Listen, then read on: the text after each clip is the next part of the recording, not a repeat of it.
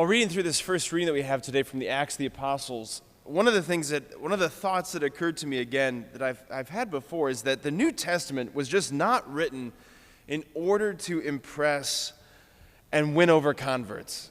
It seems to fail miserably if that was its goal.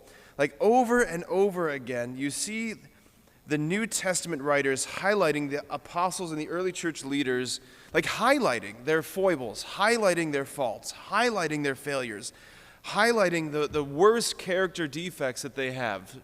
Like these bright spotlights are just shown upon the most impressive parts of them. You've got the apostles, they seem to never have food when they need food. They never seem to get what Jesus is saying. Do you understand what I am saying to you?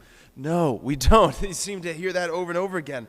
They seem to express such a lack of faith. They stick their feet in their mouths over and over again, especially Peter. They say stupid things, right? Like to the Samaritan villagers who are not wanting Jesus to come to their town, you got the sons of thunder saying to the Lord, do you want us to call down fire upon them to consume them? Like, like, boys, this is embarrassing, right? They try and send people away that Jesus wants to encounter and minister to, and then you've got them abandoning him in the midst of his passion, Peter's denials. I mean, all of this. From a public relations standpoint, the New Testament is a nightmare. It's an absolute nightmare. And this is true of this passage that we have from the Acts of the Apostles. Right? The twin pillars of the early church are Peter and Paul. I just highlighted a few of Peter's great, failures and, struggles, if you will, his denials of the Lord, sticking his feet in his mouth. But Paul's the same thing. And we hear the story of Saul in the Acts of the Apostles. Saul, meanwhile, was trying to destroy the church. This is the guy? He's trying to destroy the church, entering house after house and dragging out men and women. He handed them over for imprisonment. This is what strikes me, that when composing the Acts of the Apostles, Luke, who's the author of both the Gospel and Acts, Luke did not feel any pressure whatsoever to airbrush like this chapter out of Paul's life. He could have, right? Author's rights, editorial rights. He could have left this whole section on the cutting room floor and started the story of the great St. Paul with the Damascus Road encounter. But he doesn't.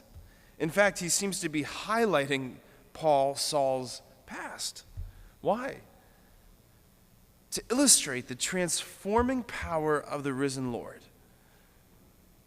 Like to illustrate the transformative power of the gospel, to show off like what God is capable of doing.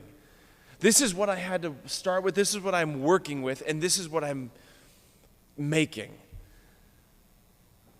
Like in the gospel, we just heard Jesus say of himself, he says, I am the bread of life. And obviously throughout scriptures, throughout all of literature, bread is symbolic of the basic sustenance of life. It's what you need to survive, right? Give us this day our daily bread.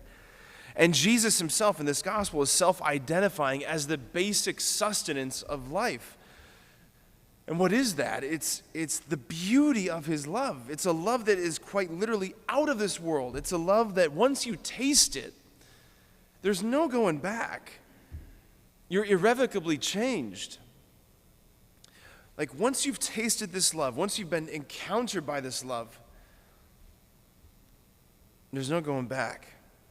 You're going to be changed, just like Saul was changed, right? The point of all of this is that nobody's past is so broken, right? Nobody's past is so dark, nobody's past is so damaged that the transformative love and power of Jesus can't change it, make it something new.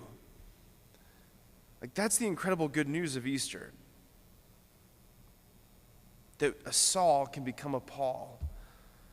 That a crushed, broken Simon can become a Peter. Glued back together by resurrection, life, and mercy. Amen.